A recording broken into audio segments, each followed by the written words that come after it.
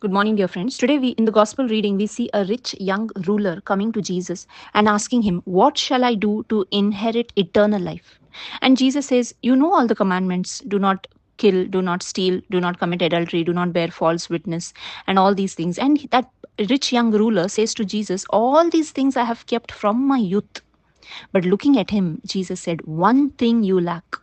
Go and sell all you possess and give it to the poor, and you will have treasure in heaven.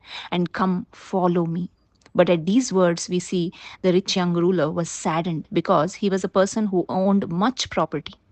And from this today, we understand that Jesus is not only talking about money, but he is talking about what is in our hearts. What lies in our heart and what are we holding on to from our heart? The rich young man, he obeyed all the commandments, but his true devotion laid in his wealth, and that kept him from totally surrendering to God. And today we also hold on to many things from our heart. It may be our possessions, it may be our wealth, it may be our ambitions, it may be certain relationships in our life, it may be our family, it may be our personal comforts, it may be anything that our heart is holding on to. And we are just like this rich young man. He also appeared righteous on the outside because he was following all the commandments that were given. Today we also look very righteous from the outside because from an external point of view, we do everything perfectly. We follow all our religious traditions, customs, and all our rituals. But Jesus sees what truly controls our hearts, because from the heart flows life giving waters. And that's why today we see Jesus is offering this rich young man something which is more precious than the things of this world, and that is eternal life. That is eternal treasure in heaven. And this is something much greater than what the rich young man was thinking about.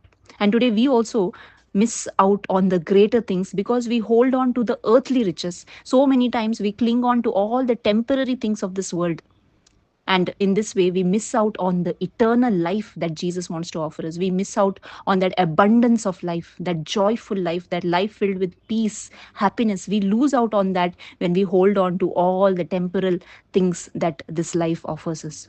And today, my dear friends, we see the disciples were very shocked when Jesus said, "It is hard for the rich to enter the kingdom of God." And we understand from this that salvation is not earned by wealth, it is not earned by any good deeds, it is not earned by any human effort. It is only possible through God's grace, because Jesus says, "With man this is impossible, but not with God. All things are possible with God."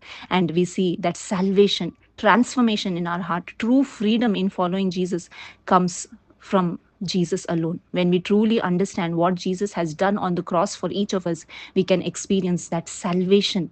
And all this looks impossible for man, but everything is possible for God. And when all what we have to do is have faith in Him. And today, Jesus is calling each of us to surrender our lives to Him. He's asking us to follow Him wholeheartedly. We cannot serve two masters. We cannot serve wealth and God, but we need to choose only one.